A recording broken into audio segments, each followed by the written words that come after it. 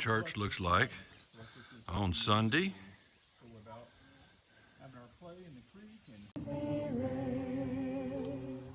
But now I sing a brand new song, amazing grace. The whole day long Christ Jesus paid a debt that I could never pay. All right, well, I've been watching the news like some of you have. Of course, I've been watching it for 65 years. And one of the questions that keep coming up is, why do they say that? Why do they do that? Sometimes it seems difficult to understand the liberal mentality. It seems like idiocy. It's self-defeating. It's suicidal politically and socially and every other way. Why do people act like they do? And so probably once a week, my wife asks a question like that. Something will come up and you say, why in the world would they say that? Why would they do that? And there's just one answer, and it's very clear. I'm going to tell you why, what the difference is between conservative and liberal, between light and dark. The word light appears in the Bible about a little over 300 times. And in any culture, in any language, at any time in history, light is a metaphor, figure of speech for truth. Darkness is a figure of speech for error, wickedness. Light reveals everything. Darkness conceals everything. Light, you can see, you can walk by it.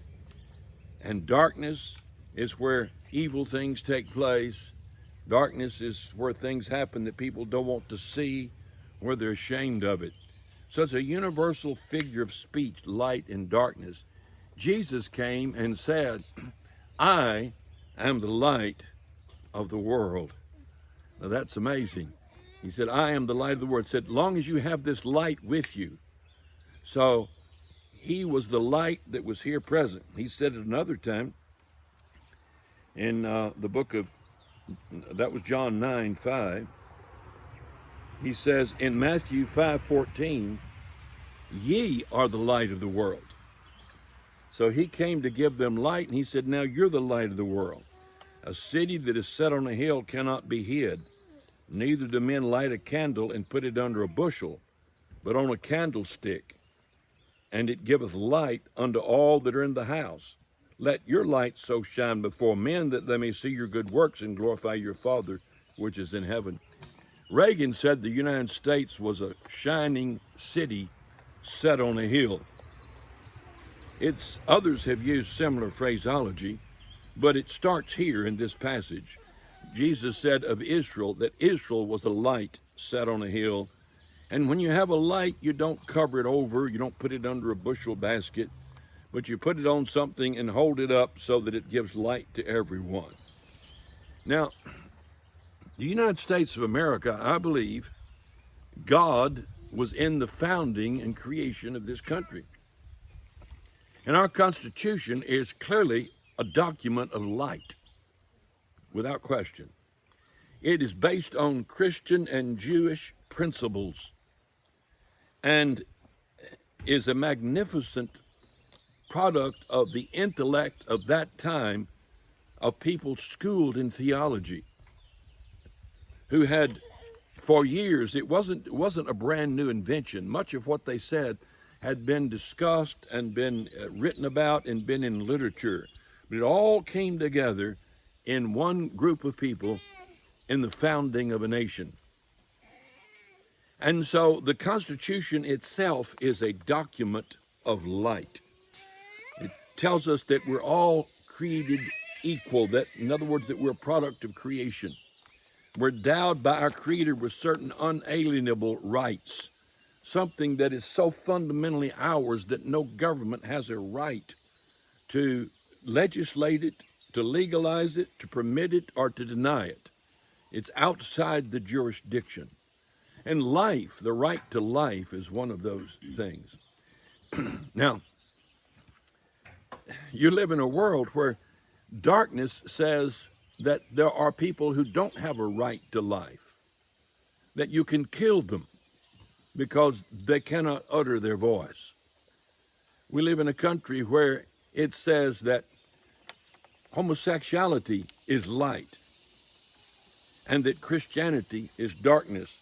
He said this in another place: woe unto them that call evil good and good evil, that put darkness for light and light for darkness, put bitter for sweet and sweet for bitter.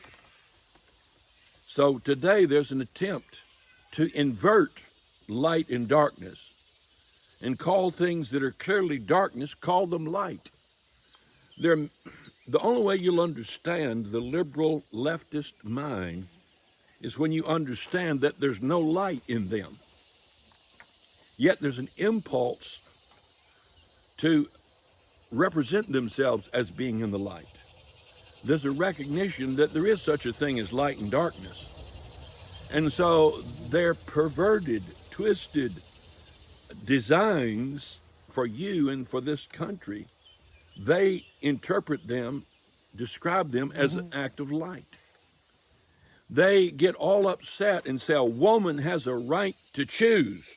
To them, that's a statement of light. They've made darkness light and light darkness.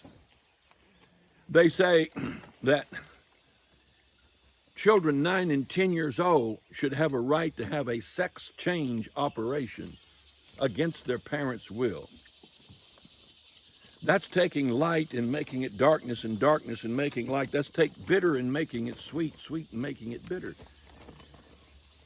Now, even in economics, there's light and darkness. There's truth in economics, and there's lies. There's things that are good and things that are bad. So in economic policies, you'll find that thing turned upside down. In all aspects of social justice, there's light and darkness. So right now, today, you see things going on in this country that are inexplicable. You say, why? Here's why. Jesus said, John 3:19, this is the condemnation, that light is come into the world, and men love darkness rather than light because their deeds are evil. So why do they love darkness and not love light? Because their deeds are evil. For everyone that doeth evil. Now, why do people do evil? Evil doesn't begin in the intellect. It doesn't begin in the spirit. Evil begins in the flesh. The flesh lusteth against the spirit. And people follow their flesh, their lusting, like a dopehead follows his dope, or an alcoholic follows his drug. Not because he's decided that's a wise choice. Or like the fornicator giving over to pornography and fornication follows his pornography and his fornication. If you ask him, would you like to be free? If you could be totally free, would you? 99% of them will say yes. So it's not a choice made in the light. They're being driven in the darkness by their own passions, their own lust. So he said, for everyone that doeth evil hateth the light. When a person finds himself doing evil, even against his own will in some cases, when he finds himself doing evil, he hates light. Because in that darkness, his conscience is salved. His conscience is put aside. It's quailed. It grows nearly silent. And he's comfortable. And then along comes light, like a man living in the dark shadows who spilt his food all down the front of his shirt and got snot stuck in his beard and his mustache, and his face is dirty, and he lives in the darkness. And then when he starts to walk out toward the light, he sees the stains on his shirt. He sees the muck on his face, so he moves back into the darkness because he doesn't want it to be made manifest what's already there. Living in the darkness, all people look alike. In the darkness, there's no condemnation. In the darkness, there's no embarrassment and no shame. You can imagine yourself to be whatever you want. You can call yourself whatever you like. living in the darkness. But when you come into the light, here's what he says: for everyone that doeth evil hateth the light, neither cometh to the light, lest his deeds should be reproved.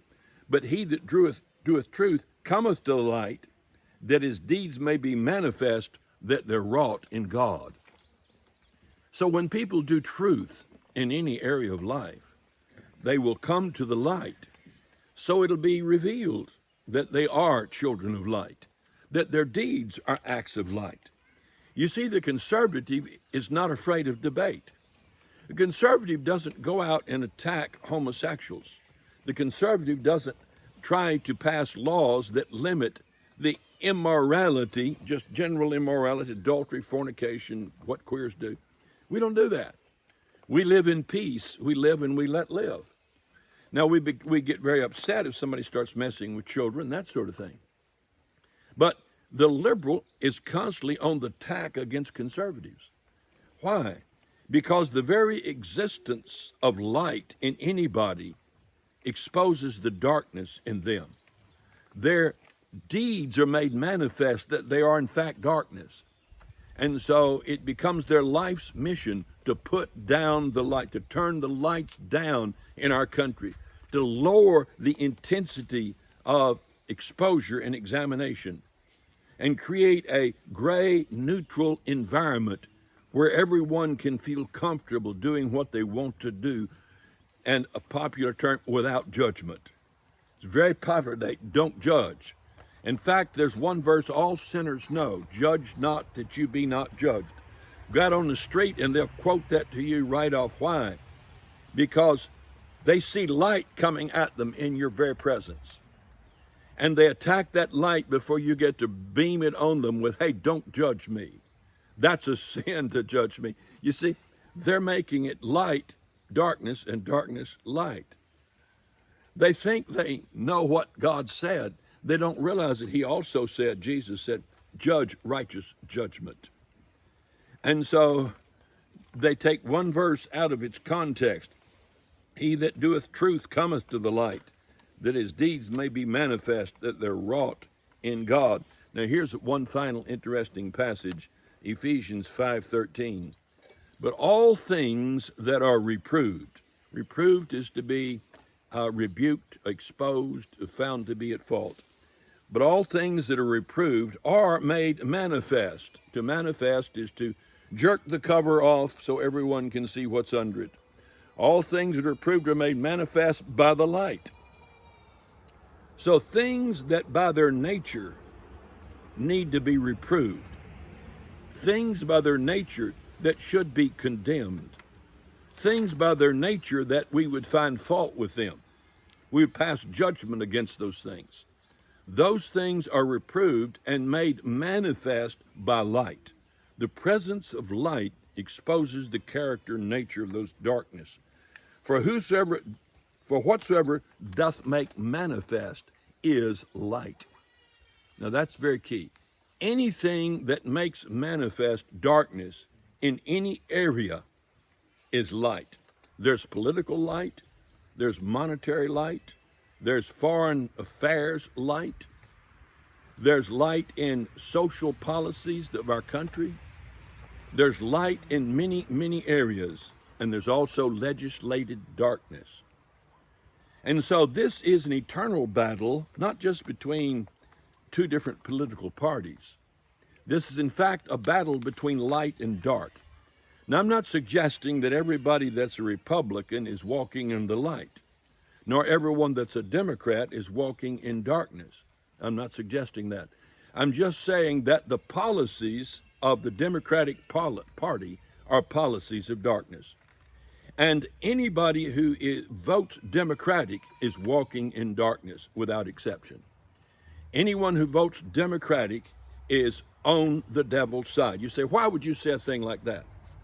Because the Democrat Party is the one that supports the killing of babies.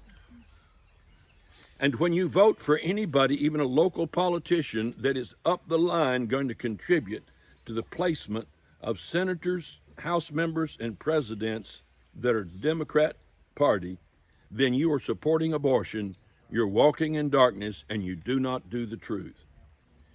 The Democrats are the ones who support the placement of sexual, immoral curriculum in the public schools. They're the ones who promote transvestitism. They're the ones who promote sex changes. They're the ones who promote guys going into girls' bathrooms. That's the Democrat Party that does that. They walk in darkness. And if you're part of that in any way, you're part of the devil's exercise of darkness upon this planet. And so it comes down to simply, let me say on the Republican side, there's darkness in the Republican Party as well. In fact, it's probably 50% darkness or more, I don't know. But you take President Trump. He may or may not be a Christian, doesn't matter to me, because there's one thing for sure, he creates policies based on light. His policies in every area, with rare exception, are founded in light, and they're there to promote light. He is the most Christian supportive president that the United States has ever had. And he supports and promotes Christian principles. Now, he's embarrassing, he's klutzy, he needs to get a vocabulary, he's all kinds of things that you just kind of want to cover your face like this. But when it comes down to signing a piece of paper that changes policy, he's God's man for this hour. If you don't see that, you're walking in darkness. If you don't see that, if you see, if you would go over to the other side, then you are going to the side of darkness. So, all things that are reproved are made manifest by the light, for whatsoever doth make manifest is light. So the only way you're going to understand all the back and forth policies of this planet is by understanding the difference between light and darkness. You'll understand China, you'll understand Russia, you'll understand Venezuela, you'll understand New York City and its policies with its mayor and its governor, California and San Francisco. You'll understand the Christian community and why it suffers persecution.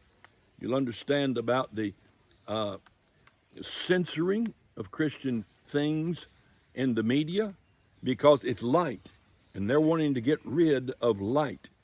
So let me say this battle will never be won prior to Jesus coming back.